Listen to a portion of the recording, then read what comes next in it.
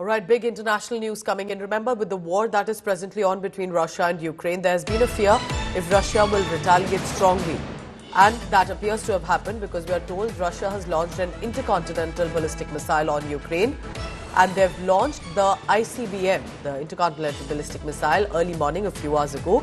But this marks a significant escalation to an already ongoing war. We are told that the Air Force and the Armed Force of Ukraine have also confirmed the attack, the visual on your screen. And remember, this is just one of many missiles that have been fired now toward Ukraine. This is after Ukraine had fired missiles and that which were backed by US and the UK that were toward Russian territory that were also fired by Ukraine about a day or two ago. And this appears to be in retaliation of it. I'm immediately joined by a special guest, and this is from Lviv in Ukraine. Olga Voizovit is joining me. Olga, thank you for speaking to India Today. Can you give me further details? Has the attack happened? What is it looking like? And which part of Ukraine, which territory area has this attack happened? Good day. Yes, well, at the moment we don't have much information, but yes, as you said, there is the confirmation by the armed forces of Ukraine that Russia used this intercontinental ballistic missile to strike onto the city Dnipro, which is in the center of Ukraine. So we do not have much information, but as you know, it's a major escalation because of such ballistic missiles are aimed to deliver even nuclear weaponry. So of course, wow. So it could be even kind of a repetition of of a nuclear strike. But at the same time, you were mentioning that this is the retaliation for what Ukraine done. But I would like to stress that we were speaking on the day over 1,002nd day of the full-scale invasion of Russia to Ukraine. So this is the aggression by Russia. And if we count from 2014, so it is already almost 4,000 days of the war that Russia launched on Ukraine, occupying Ukrainian territories, killing Ukrainians, also Ukrainian children, mothers, and civilians. So this is not a retaliation. The strikes that were done by the Ukrainian armed forces with the long-range missiles that we finally have the permission to do, these strikes were done onto the military facilities in Russia so that they could not hit missiles or drones onto Ukraine. Just I want to stress that, for example, on Kyiv, so the whole October, there was only one sole night that people in Kyiv could sleep without strikes onto them by the drones, without drone attacks. So this is what Russia does every day, and not only on the territories that are closer to the front line, but over the territories all over Ukraine. I'm speaking now from Lviv. This is the western Ukraine, just 80 kilometers from the Polish border.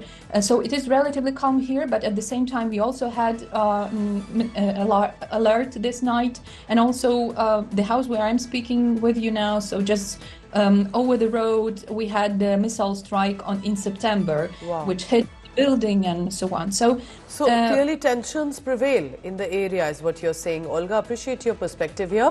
India Today's managing editor Gaurav Sawant also joining me. Gaurav, you've been also reporting from these territories. What is your assessment? What is this ICBM, the impact of it, and what is the information you have? So the information right now is very sketchy. We do know that this is an air-to-ground strike in which massive missiles were used. ICBM technically is an intercontinental ballistic missile, but the fact that a ballistic missile has been used to target areas close to Dnipro, which is, in the heart of Ukraine, and which is where Russia is actually making a bigger point. The fact is, in the past 3 days, Ukraine has used both the ATACMS or the US-made army tactical missiles to hit about 300 kilometers inside Russia. And last night, there were reports of Storm Shadow being used. Now, that's a British-French missile that is used. So whether it's the use of ATACMS or the Storm Shadows or even the Scalp missiles, so there is an intensification from both sides. This is intensifying also because the Russian President Vladimir Putin has made it very clear that even if there is a strike by a conventional weapon state, which is Ukraine, aided by a nuclear weapon state, which is the United States, they could consider using a nuclear weapon. So Russia has lowered the nuclear threshold, and that is where this war now intensifies till the 20th of January when Donald Trump enters White House, because most accounts seem to indicate that he will then put a lid to this war that's been on for over 1001 days as of now. So this is where this war, both sides are fighting for supremacy and to gain either maximum ground. Russia is moving forward in the Donetsk region. Ukraine is desperately trying to hold on to the Kursk region, or whatever remains of the Kursk region, where apparently Russia has also got more than 11,000 North Korean troops. And if they push in from there, then the trouble intensifies. And that is why these intense missile strikes are taking place in the past 3 days. Gaurav, I have an added question here. There is this concern, like we had seen in the past few days, about could there be, as appeared to be, a nuclear reference? Because these are countries, especially Russia, for example, has enough arsenal with them. How are you looking at how the Western world is trying to de-escalate at all? Because from what I see, the Western world is giving more ammunition to Ukraine to use to their advantage and target Russia. So where do you see this going then?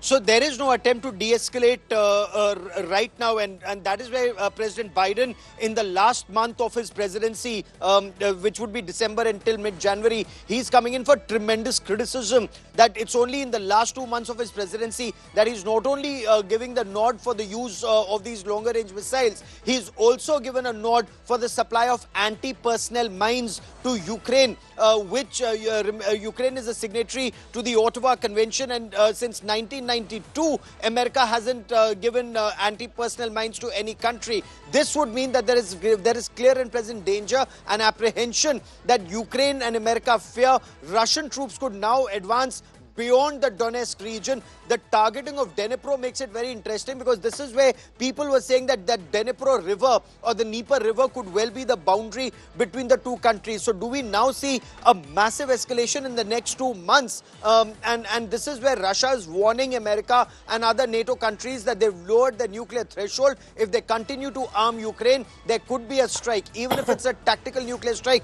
God forbid, the world can't even imagine that in today's day and age. But then in case NATO countries continue to arm Ukraine, there would be a retaliatory strike, and that intensification will happen in the days and weeks ahead, unfortunately. So definitely 1,000 days done. It's not looking good for Russia, Ukraine, both countries indulging in a war and escalation here as well. Gaurav and Olga, I want to thank both of you for your views. And Olga, we hope that there will be peace returning to that area between Russia and Ukraine, to both countries.